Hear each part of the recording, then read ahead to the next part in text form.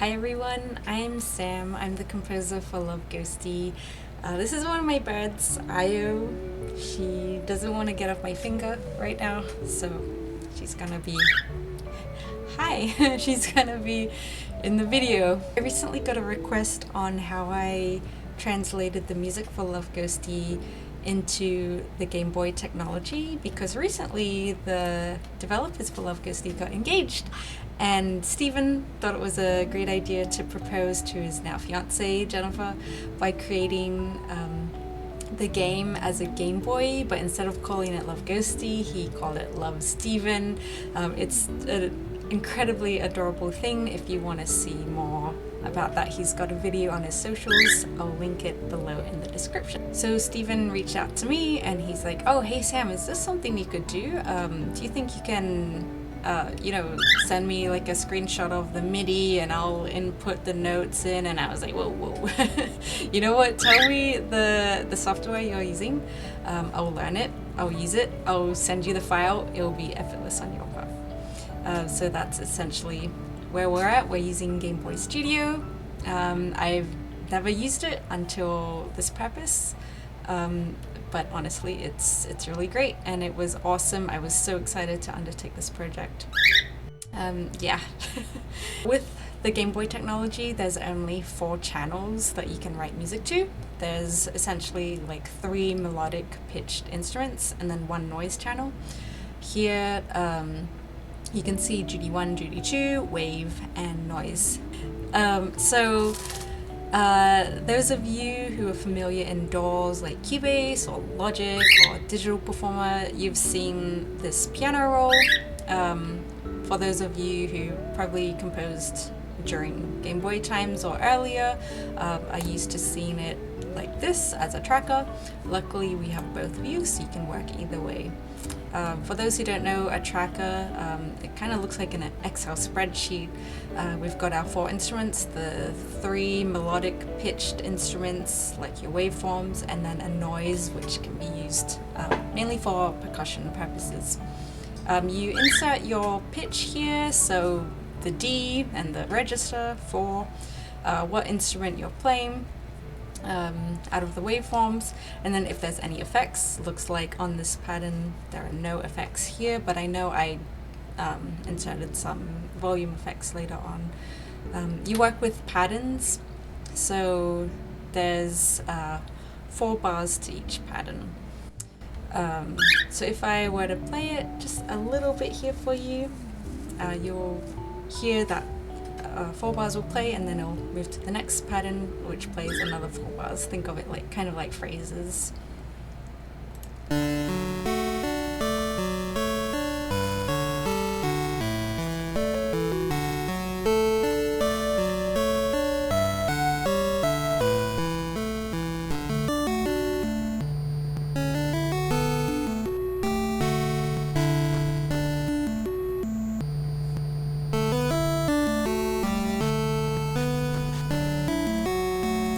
Okay, so that's the idea.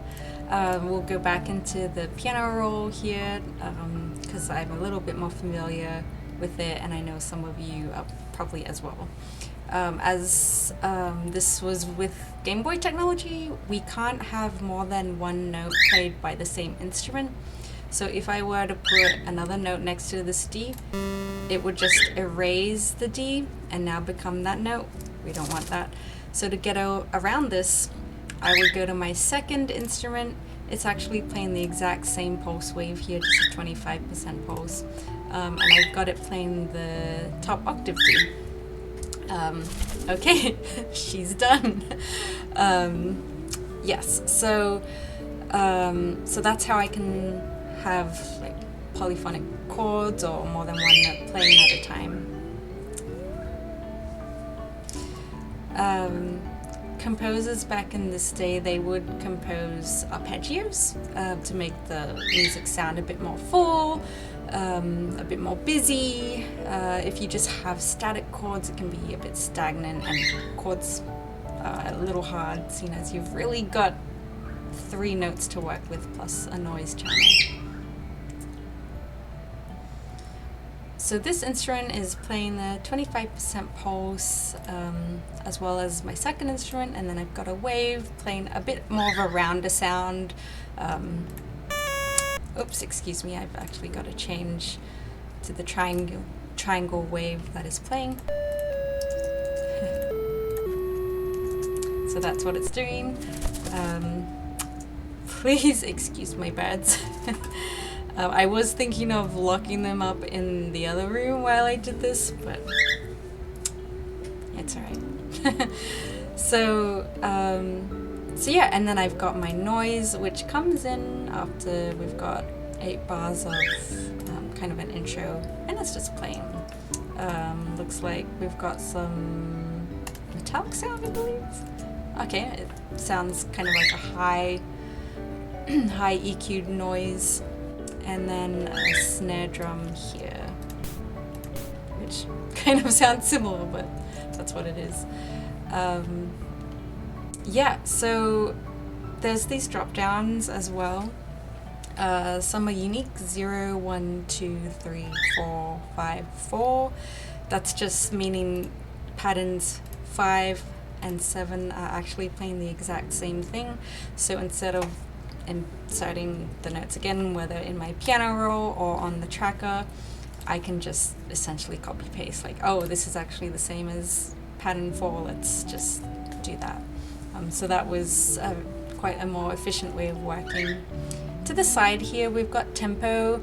So these tempos are like number of ticks per pattern. So these are just integer numbers, they're not BPM. 6 kind of felt like the PPM I was going for. That was just trial and error.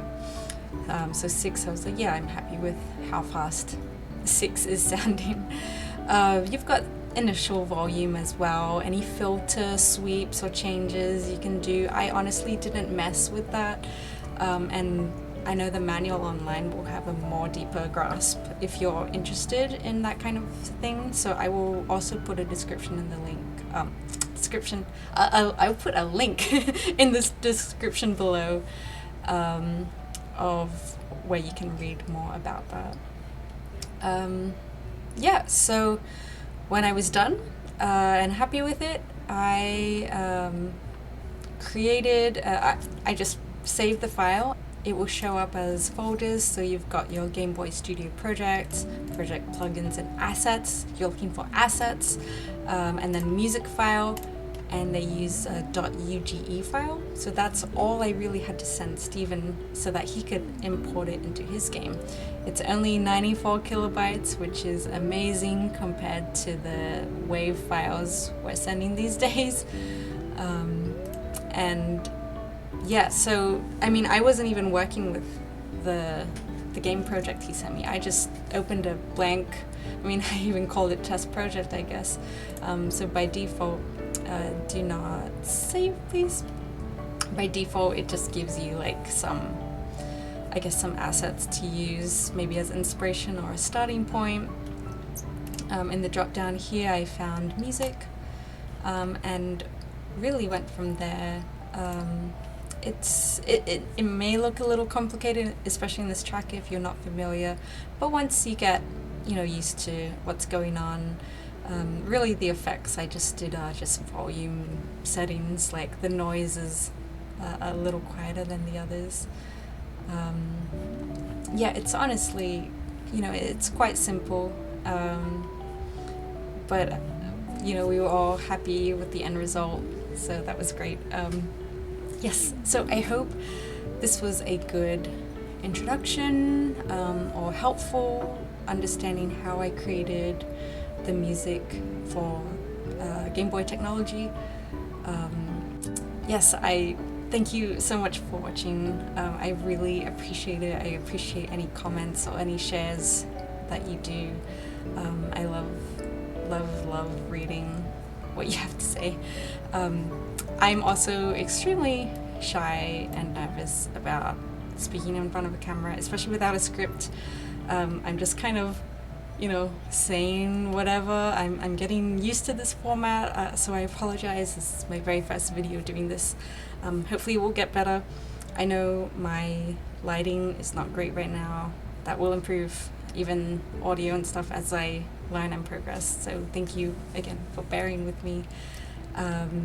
Yes, I hope it was insightful. Thank you so much for watching. Take it easy. Until next time.